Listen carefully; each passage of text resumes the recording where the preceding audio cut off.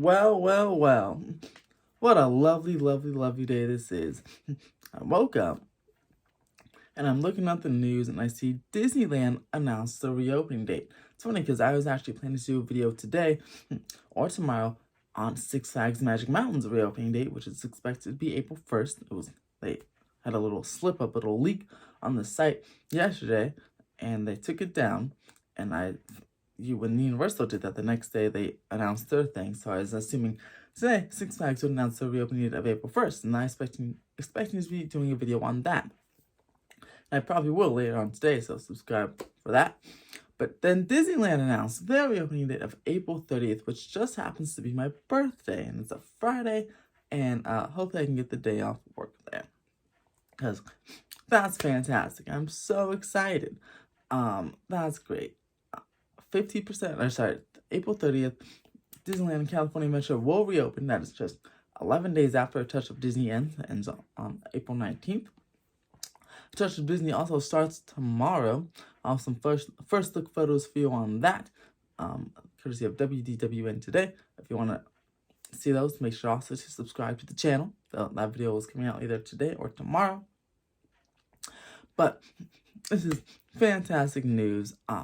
It's even better news is that April 30th, obviously late April, will expect it to be in the orange tier by April 1st. So Disneyland will for sure, I can 99% guarantee you, Disneyland will be opening in the orange tier, at least the orange tier or higher. So I'll be opening with 25% capacity instead of 15% capacity, which is why they can sell more tickets to you. About I think at least 8,000 more tickets can be sold, which is great. That's better luck for you guys and for me and you and the virtual queue that we'll have to probably sit in. Touch Disney's 8 hours long. Had it was open for. I was sitting there for 5 hours. Gosh, I might be sitting there for yet another 5 or 6 hours for Disneyland's day, and I most likely won't get the reopening date of April 30th either. But I'll try because it's my birthday. I'll make a birthday wish that I can hopefully get that day. But if not, if I get the Saturday or Sunday, that's great too. I'll be celebrating my birthday all weekend if it's at Disneyland, So that'd be great, and it's super awesome. But you have to stay in a tier for 3 weeks. If you get to, it's reported, April 1st seems to be the day that we'll get to the orange tier. April 30th is 4 weeks away, meaning there's a chance, a slight chance, or I wouldn't say a slight chance, a decent chance, we can be in the yellow tier by the time Disneyland opens. If we're in the yellow tier by the time Disneyland opens, then the park can open at 35% capacity, which is kind of like a normal off-season day at the park, which would be great, because again, you have someone 3 weeks in tier. April 30th is 4 weeks away from when we're expected to be in the orange tier. So I think we might have a chance to do it. But either way, expected 25 to 35% opening capacity, which is way better than 15%. You have a much better chance of getting a ticket. Also, in the orange tier, indoor dining is allowed at theme parks at a limited capacity. And the capacity for attractions moves up to 25% as well. The indoor attractions, indoor activities. The time restrictions are still there. Yes, it is currently only California residents only when the tickets go on sale, but that's also because the travel advisory is still in effect. New York's travel advisory, I think, is going away on April 1st.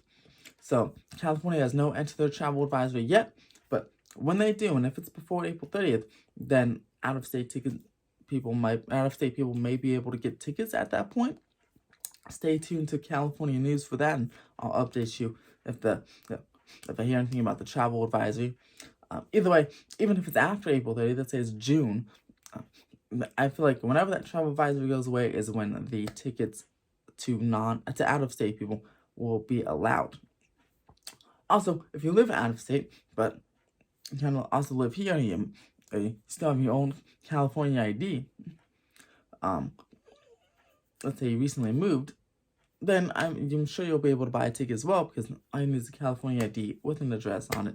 So I don't know how strict they're going to be on that, but We'll see. But what do you guys think about this awesome news? Are you planning to go opening weekend, or are you going to wait a little bit and you want to wait till summertime? What do you guys think about opening at 25 or potentially 35% capacity in the orange or yellow tiers with indoor dining allowed and more capacity around the general resort? Let me know in the comments below. Lastly, once again, there'll be no Fast Pass, no Max Pass, and probably no single rider, I'm assuming, because the goal of single rider is to fill up the vehicles, and obviously you don't want to fill up the vehicles right now. I miss single rider, but I can't wait till all those things come back, but it's all right. Especially for Radio Springs racers, I use the single rider. I almost only exclusively use single rider or Fast Pass lines for those that attraction. That's all right. What do you guys think of this? Let me know in the comments below. Subscribe for more theme park updates, including Six Flags Magic Mountain and the rest of theme parks opening date, a touch of Disney news, taste of Universal footage this weekend, and a whole bunch more now that the parks are reopening. And as always, have a fantastic day.